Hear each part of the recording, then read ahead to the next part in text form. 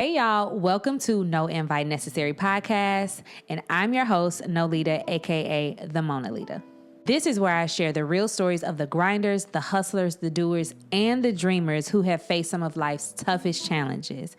And they've come out on top, not only better, but stronger and wiser and way more fulfilled.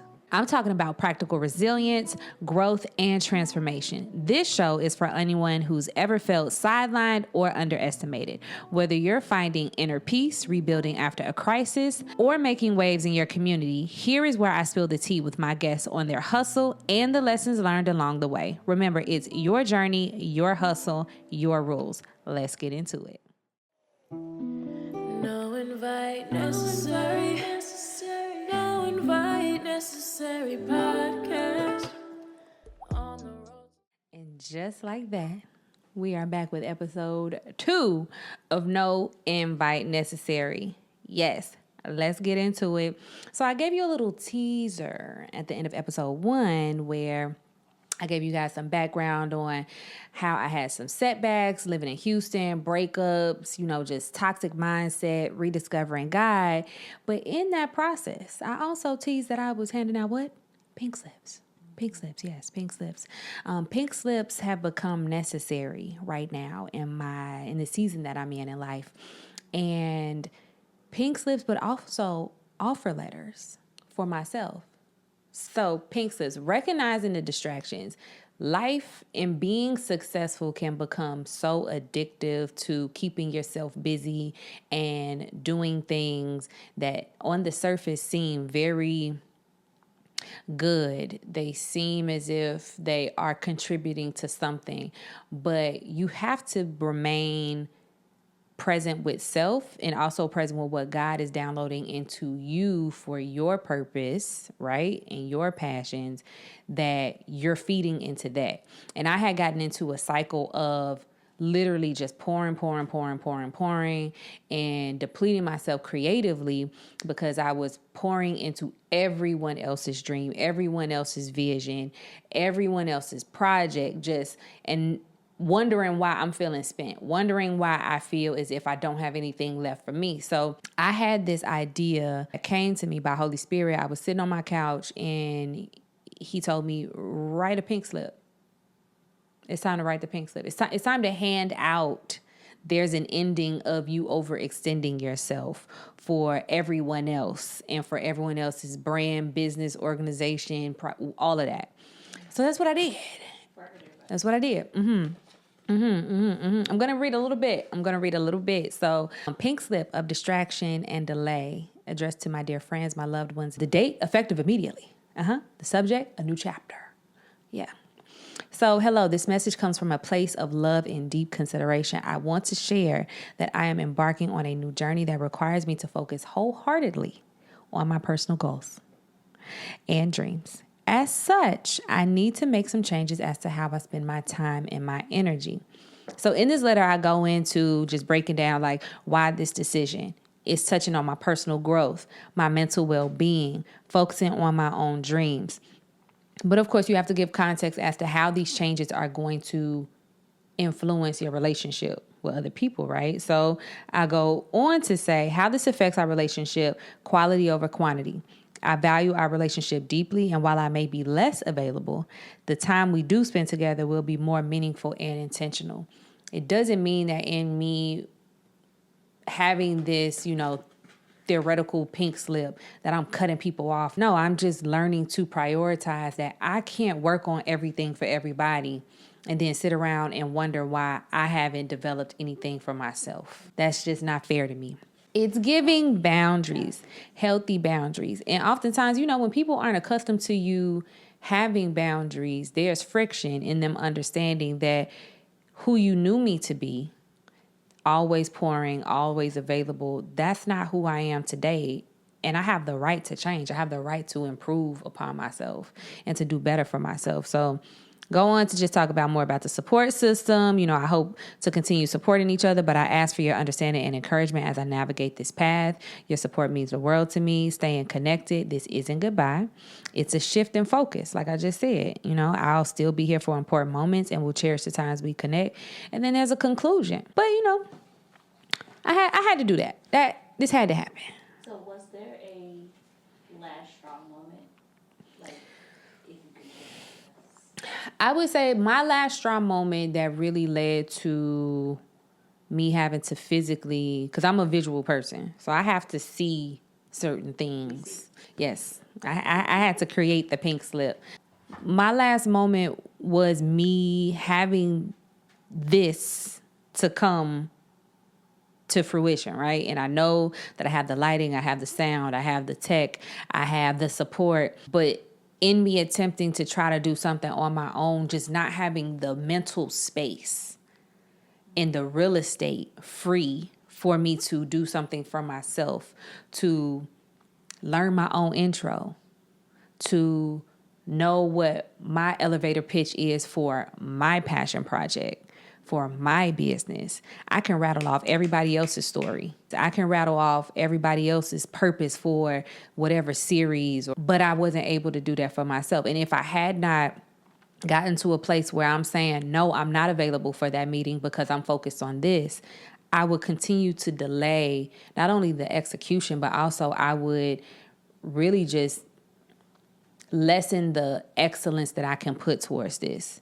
So you, so you arrived at a moment where you couldn't see your vision anymore. I couldn't. That was the straw that broke It's too cloudy. And I've recently, I want to say, I was listening to a sermon.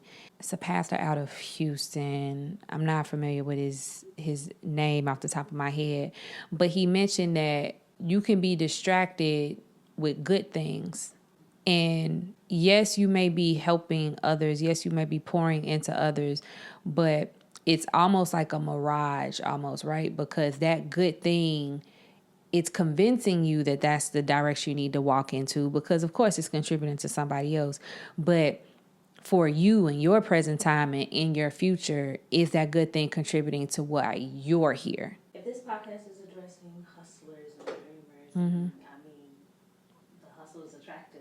That's how you got into it in the first place. So I guess for me, it's just always been I've always had a lifelong battle with people pleasing. Where that comes to be a conflict is that with being a hustler, a dreamer, and a doer, because I would prioritize the needs of others, I'm hustling towards their dream, towards their X, Y, and Z, and I'm not doing that for myself.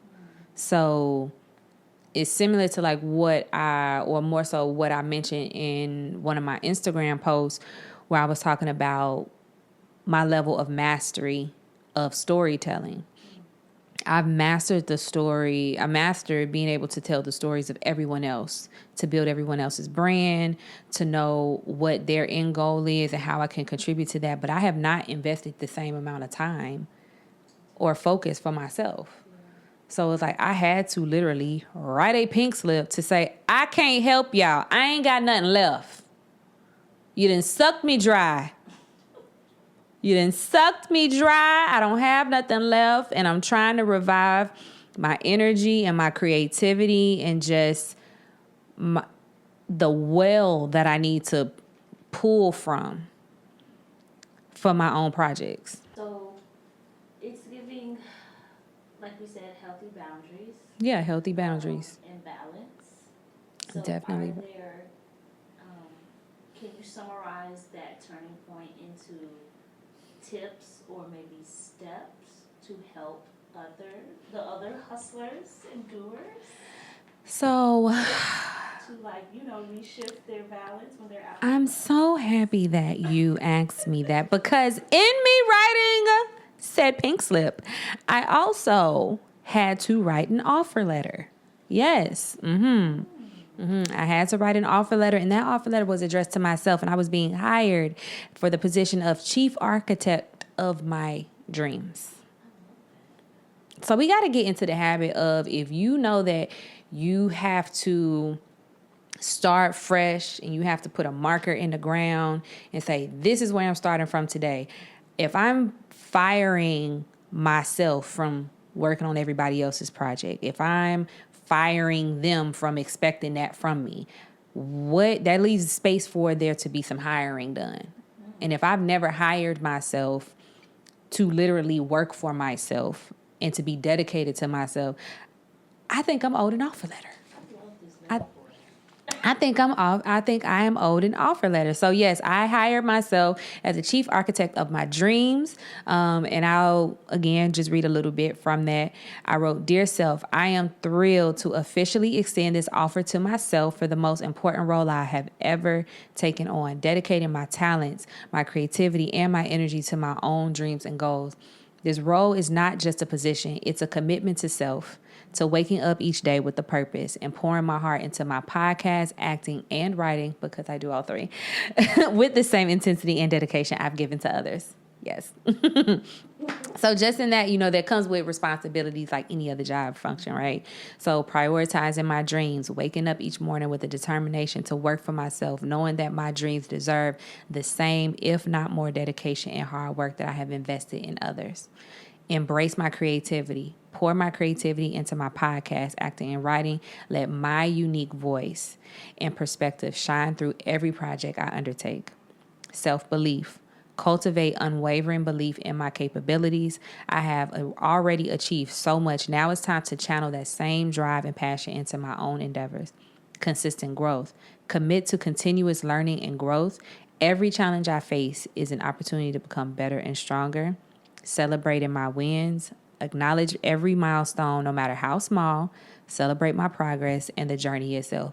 The celebrating my wins was big for me because with my professional experience and being in certain spaces where the production is so big, it's so grand, and you have all of these moving parts, that it can feed that part of me that's a perfectionist, that feels that I have to have every single thing right and every duck in a row to move forward, to be able to do it with excellence. But there's excellence that can be achieved at every level. So I'm just starting this podcast. So yes, I don't have the mic flag the way that I wanted to for this microphone. But baby, are we recording? Yes, we're recording, because we're not going to hold this up because of that. Do I have the theme song the way that I wanted to open this up so that I can react to y'all hearing the theme song? No, but it's going to be in the edit though. Y'all going to have it there. So it's just about celebrating the wins. The wins that I'm celebrating is that I was open and vulnerable enough to ask for help. That's why I have my cousin here. I was open to knowing that I needed to learn. So taking the time to slow down, and I could have put this podcast out probably a month ago, but it would not have been as organic as it needed to be, because I could have just, sat down and just talked to y'all and just read some bullet points, and it would have come across very robotic and not myself. But I took the time to do my research, to get things, to test things, and to just give myself the space to be creatively inspired. So I made commitments to myself. I had to apologize to myself, take a moment to apologize for any self-doubt I've harbored. Recognize that doubting my capabilities has only held me back from reaching my full potential.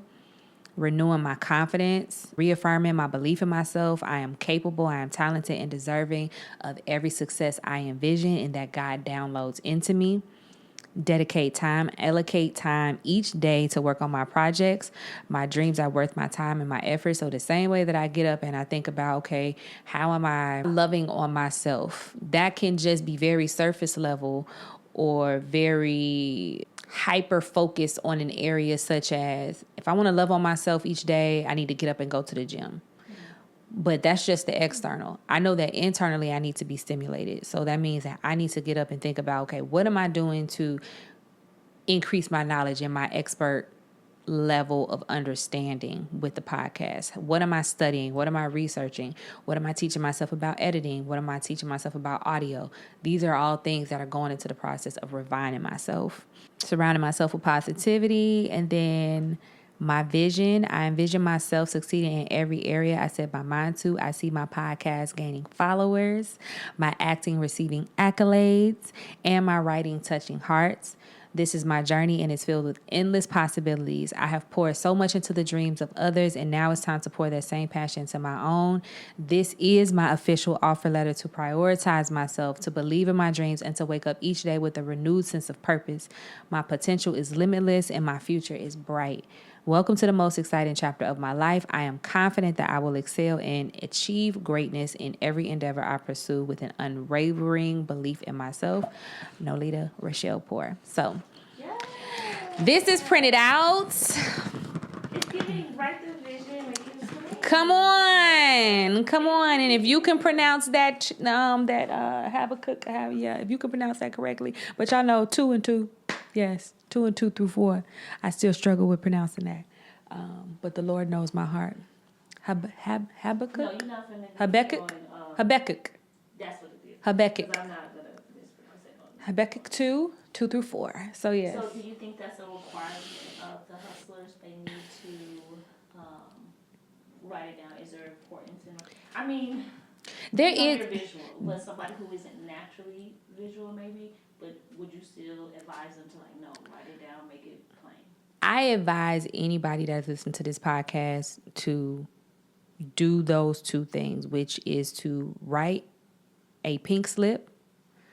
Write the pink slip to whatever is the distraction in your life, to whatever is deterring you from moving forward, because you need to take the time to really sit down and think about what is it that is holding you back. And sometimes that is going to be internal influences, but also it's external influences as well. So reading that out loud to yourself, writing it first, then reading it out loud to yourself is important. Writing an offer letter to yourself, because when is the last time that any of us really sat down and thought about, did you officially hire yourself to focus on you? To focus on your dreams and your goals, or did you just stumble into it? So if you didn't spend your whole day on everybody else, and then all you have left is a little bit of time to recharge just so you can get back to everybody else, you've never given yourself the space to be hired to pour into you. And my pastor had asked me that last year, either last year or the top of this year, one of the 2. But Prophet Ward, he asked me, he was like, Nolita, what is the struggle with you being able to wake up and work just as hard for yourself as you have for everybody else?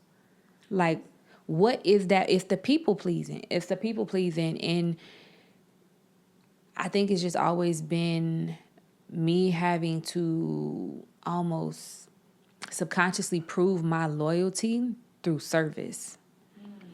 And that kind of trickles down to the service equates, I have provided you with a tangible act that makes you believe in who I am and value me, versus if we are just experiencing one another and it is a 2-way street, why isn't that value established without me having to do something for you to find value in me?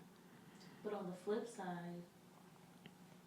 can you accept it if somebody is giving you the energy that you give other people? What you mean? Like accepting the help and the support. Like if you had a Nolita, Yeah. you can accept it? Yes, I can accept it, but I feel that what I've done and what I'm now working to undo is I position myself where there aren't many people who offer me help, because it's so very me going above and beyond to give.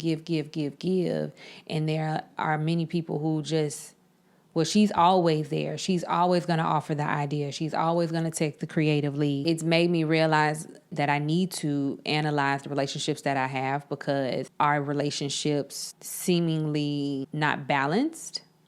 And no relationship is going to be balanced where everybody is giving, 50-50.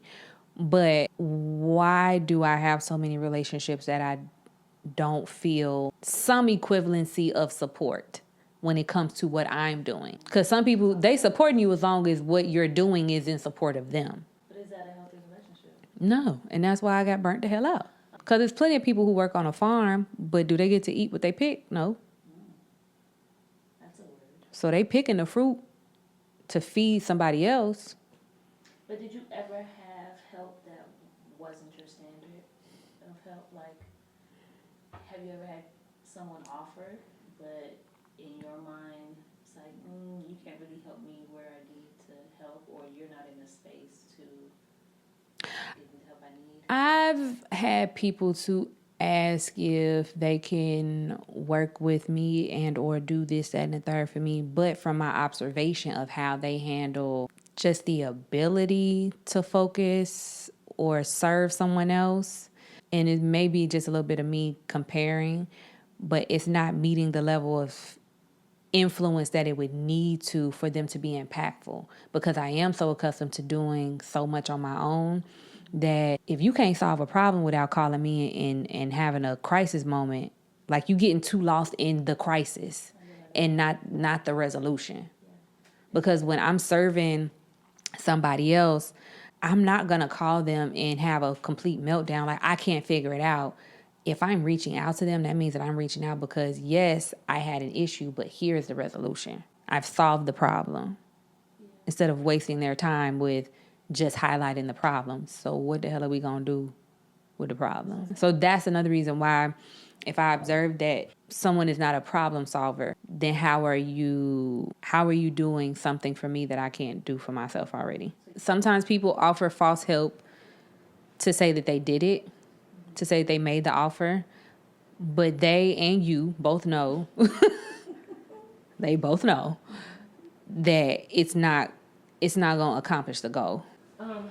Give us some insight on the habits, how you implemented this offer letter.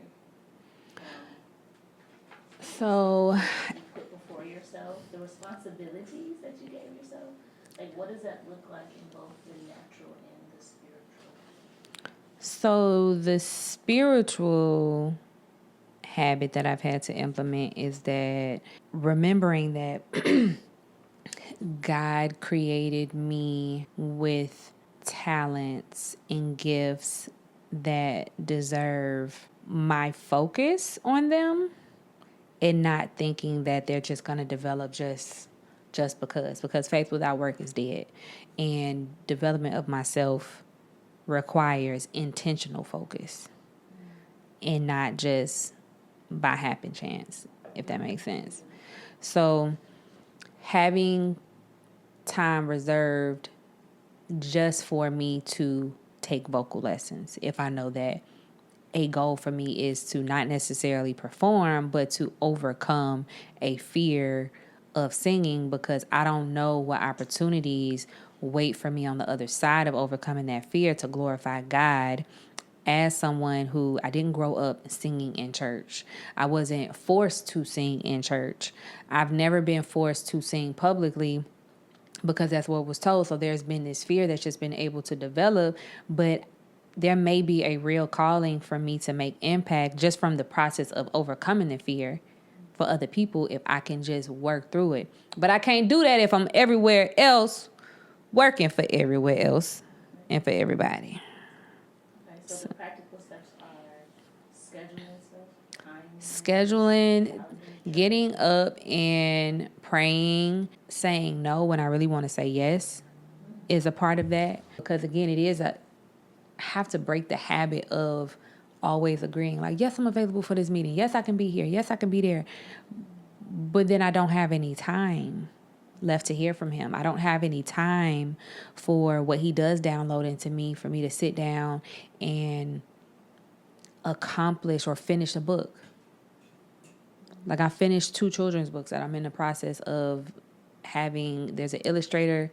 There's like a whole thing going on right now. There's a whole thing.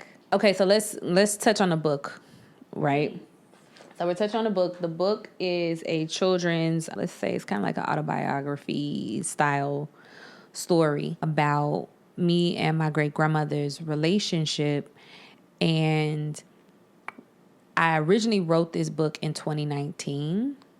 These books is 2 books. I wrote these books in 2019, but it was still too soon after she had passed.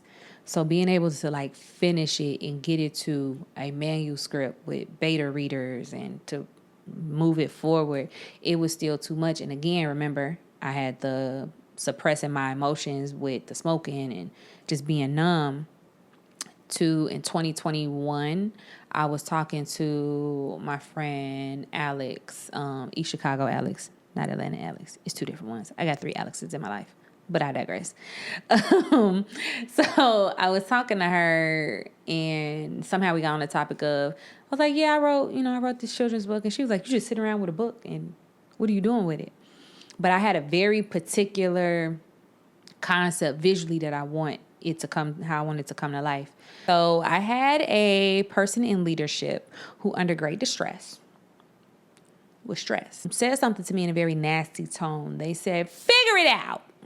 And I said, you heifer, why are you talking to me like that? Who pissed in your Cheerios? But hey, the Holy Spirit then said, let's elevate. Let's elevate. Let's elevate. What am I trying to tell you, my child? The Holy Spirit told me that I needed to figure out how to retain the inspiration, how to find the inspiration, how to execute, how to complete something for myself. And in the context of the book, that person saying that to me, while it was me, it inspired me. It truly inspired me in the sense of I was able to sit down that night and knock out the final edit of the manuscript and get it in front of an editor, a professional editor, to go through the book, clean it up, get it to a point where I can now hand it over to the illustrator who is doing the artwork for it. So sometimes other people don't realize that they're helping you to write your own offer letter, to be your own chief architect of your dreams, because of how they show up. And what I appreciate about that instance was it just continued to highlight that a lot of people have shown me what not to do. And you have to be appreciative in that, because when people make mistakes and when people mishandle you, it still helps you to refine as to how you will show up when it's your turn to be in power, when it's your turn to have influence or just, presence in someone else's life, and how you can have a negative or positive effect. And it just helping me to refine me being able to be positive for myself and also others too. Tell us when to expect these books, or are we still working? That's in the process. So what I'm learning about focusing on my dreams also is now I can see and or understand the frustrations that I've observed many entrepreneurs to have to kind of just ride the ebbs and flows of getting something off the ground. Because, I sat down, I'm like, okay, got the manuscript, blah, blah, blah, blah. It's with the illustrator. He's going to be hitting these markers consistently. No, he has not. I love you. I do, sir. I do. I love the work that you do. But we've had some derailing. And I've learned to just roll with having to be patient, and that things are not going to be able to be rushed. But also, the process has helped me to highlight the learned behaviors that I've picked up from certain environments, and just the anxiety-driven progress that is to be made. And yes, that can produce things, but is it producing it in a way that is going to give you the end result that you really intended to have anyway? Is it really? So it's like, I know that I've learned that here or there, but in me embarking on this journey to focus on my own dreams, what are the habits and the learnings that I need to take with me moving forward, and what do I need to leave behind? What brought you to that awareness? Hell, in me trying to rush this podcast, it was like, what am I rushing for? Like, what am I rushing for with the books? What am I rushing towards? Because for me to do it right and to not have to finesse it or finagle my way through explaining why something is or isn't whatever the final product will be, I can take my time and get it done. I can take my time to go through the review process. I can take my time to work through the just the natural frustrations of learning to work with someone new. Me and this illustrator have never worked together before. So it's a development of a relationship. And like anything else, you got to get to know that person. You got to get to know what their strengths and weaknesses are. So now I know what some of his strengths are. I know what some of his weaknesses are. And now I can then counter that with proper inspiration, proper guidance, and just, to set my expectations high, but also still set them in a realistic high level. Yeah. So, yeah. Are there any other wins that you've experienced other than the book? So we have the win of the book. We have the win of me being on set yesterday and, having a principal role as an actress in a major production, which I'm very excited. And it just really leans into, if I had not committed to this, where would my mindset have been? What would have I been distracted with to not even literally be available for the call or the text message to say, hey, you want this role? We got this. Hey, you need to do an audition tape by tomorrow at this time. And if I would have been distracted with everyone else and everything else, I probably wouldn't have been able to deliver my lines the way that I needed to. I probably wouldn't have been able to get the opportunity to arise to the occasion of, I auditioned for this one role and I got that role. But then the next day I was told, no, we actually want you to do this role with more lines. And you only have a few days to learn all of these lines. And it's the most lines that I've ever had to remember in such a short amount of time. But I was able to do it because I have the creative space and just the mental clarity to have executed it. So Congratulations. thank you. More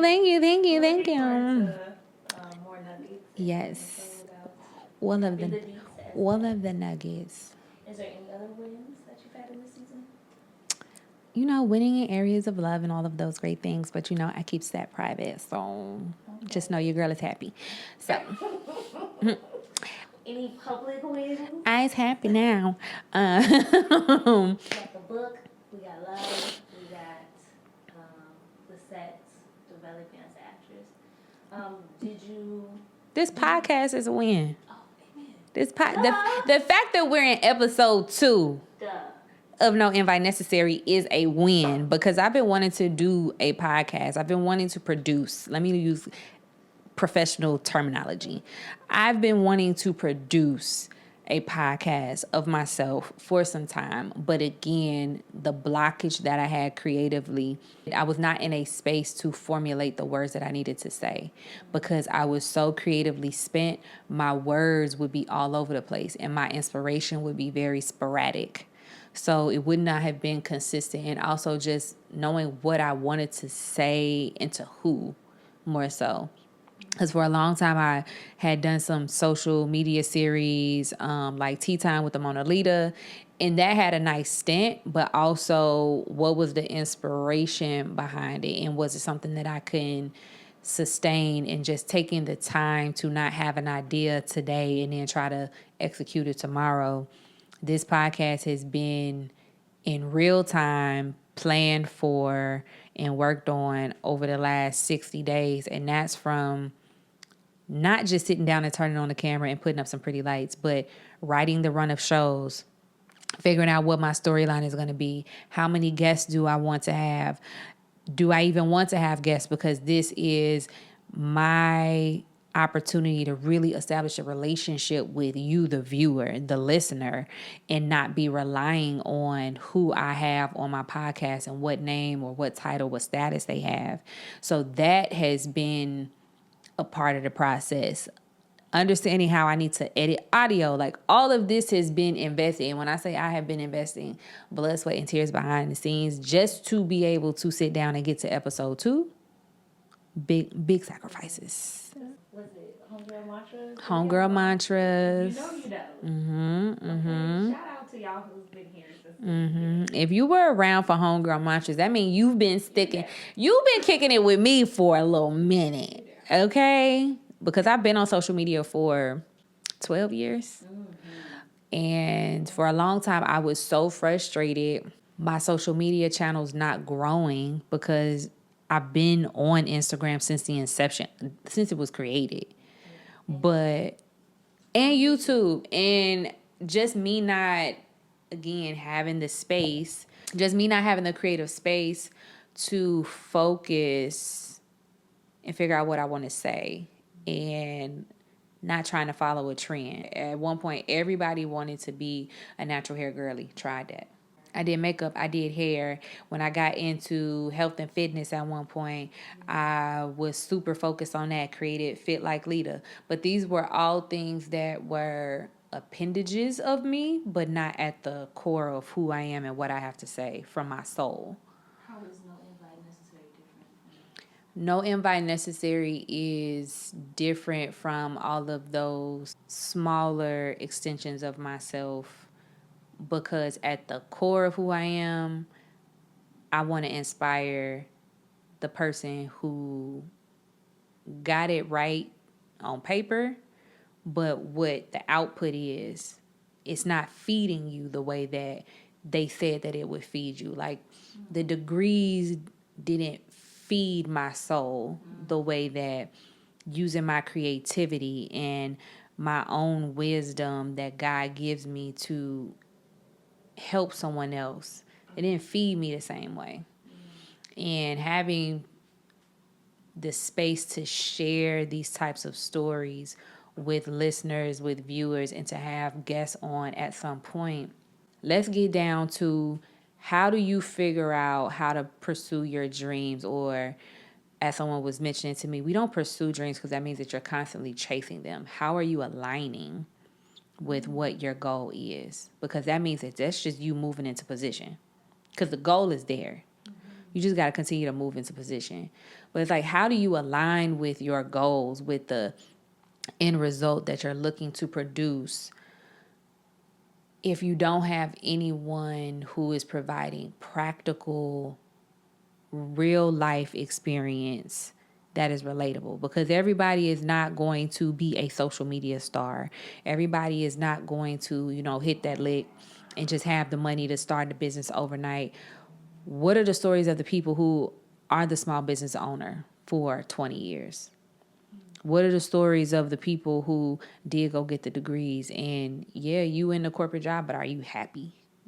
Like, those are the things that I've been wanting to highlight and to really pour into people. So, in episode 1, you gave us 3 distinct goals that you wanted to reach in the industry that you created for yourself. Now that you shift in a healthy way of boundaries and pink slips and offer letters, responsibility to yourself. Yes.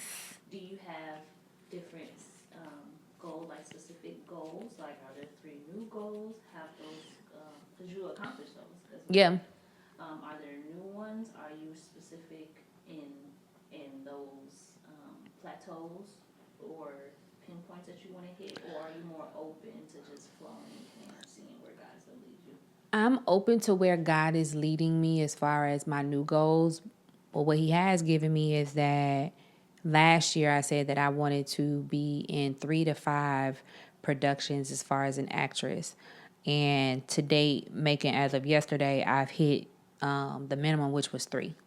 So I filmed a movie last year in October. I filmed a short film at the top of May, and I just filmed for another movie yesterday.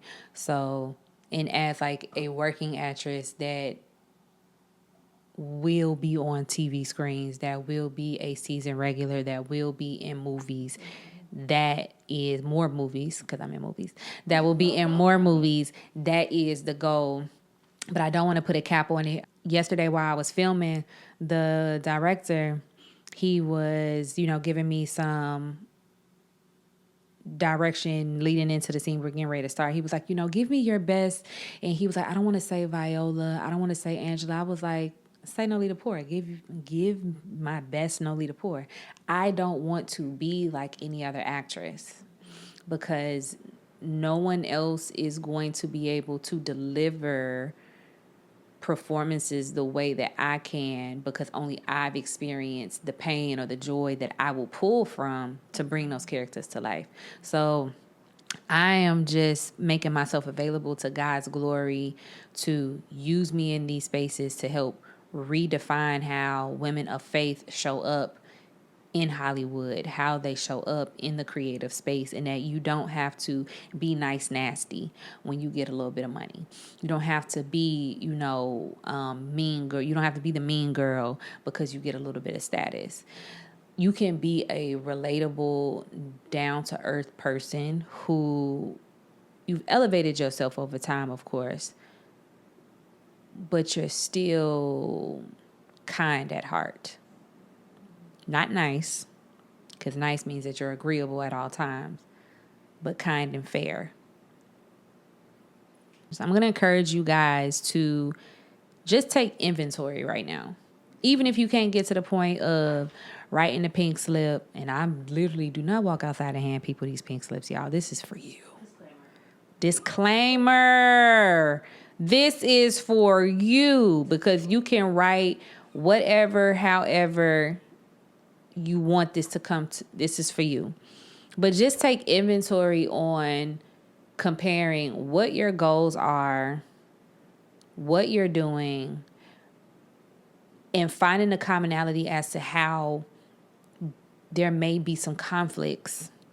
There may be something that is a distraction. And again, yes, you're working for people or with people or pouring into people, and it may be for a very great cause.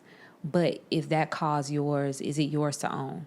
After you take inventory, right, of what is creating a disconnect, a distraction, X, Y, and Z, in you being able to focus on self, to focus on the things that God has downloaded into you as far as your purpose, your passion, and that can leave you in a place where you're like, okay, now that I know that, what do I do next? How do I put that into action? So now you get into the phase of strategizing. And I really feel like this is where the letter, writing the pink slip happens, writing the offer letter to yourself takes place, because now you need to formulate thoughts of what that plan looks like. So for me, with my pink slip, in my planning, I had to walk myself through why this decision. And that's how I tapped into, there were reasons for personal growth, my mental well-being, and focusing on my dreams. So that's the first part of my plan after taking my inventory. And then next, it was, of course, this is going to impact not only myself, but also the relationships of the people, that were benefiting and being poured into from me. Now I have to think about, how am I going to plan on how this affects our relationship? So that's thinking about the quality over quantity, the support system. How are we going to stay connected? Because you want to inform people. Of course, you're going to see these shifts in me, but it's not a notification without some intent on how I'm going to continue to nurture the relationship. It's just going to be a different type of nurture. Everybody can't stay on the same diet their whole life. You got to switch it up. What about the ones that you had to let go completely? Oh, well, baby, then you just going to stop at the why of this decision. So inventory, you got to take inventory of what is a distraction, what is, creating discord in your life, and how is it blocking you from being able to just know what you need to focus on yourself and to bring your passions to the surface. Next, you got to strategize, and you have to put that strategy down on paper. My strategy was in the form of a pink slip and an offer letter to myself. All right? So I fired some people and fired myself from them as well. And then I wrote myself an offer letter because I had to hire me to develop my dreams. Next, you got to execute. You can't be doing all this writing and don't do nothing with it. So how do we execute? You have to create a daily plan. I think the main thing for me was, I've tried before to make an overnight life change, and that can be intimidating and very hard to keep up with. Literally waking up every day and being very clear on just making the effort. Before we even filmed today, I sent Dom all my outlines that I already had written.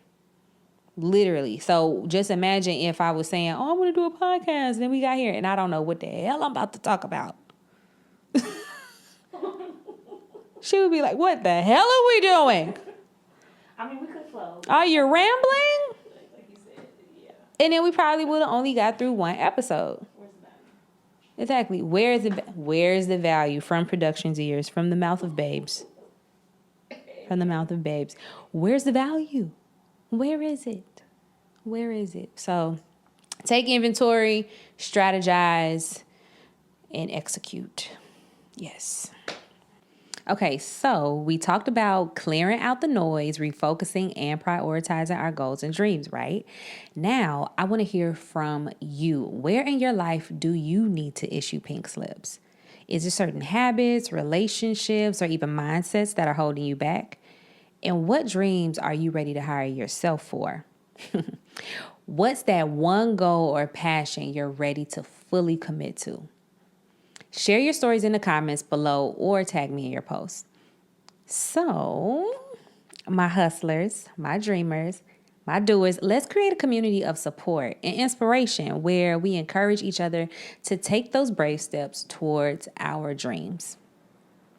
And speaking of bold moves, trust me, you do not want to miss the next episode when business and pleasure collide, protecting your heart and your wallet.